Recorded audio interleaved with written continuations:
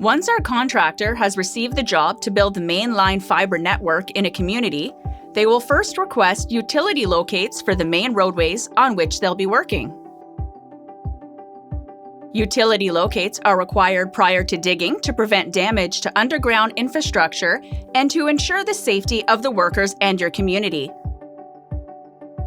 Utilities such as water, gas, hydro, and telecom cables are located and marked using colored flags and/or spray paint.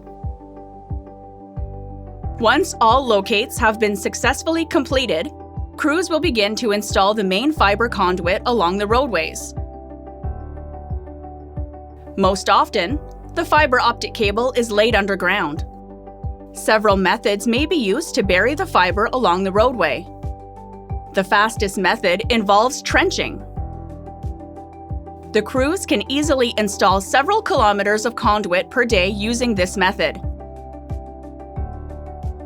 However, a directional drill is often required for road crossings, driveway crossings, and areas where the soil is too compact for trenching.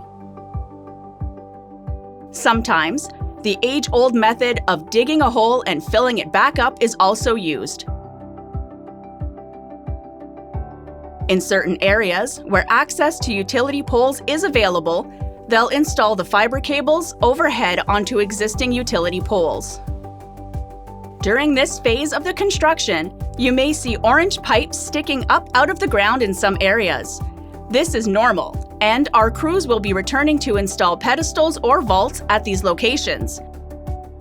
You may also notice, on occasion, that our crews have left the area before all the work is completed. This may happen as we typically work many project areas at once and are competing with expiring permits, locates, and other factors. Once conduit installation has begun in a project area, it typically takes 2 to 4 weeks to complete this work.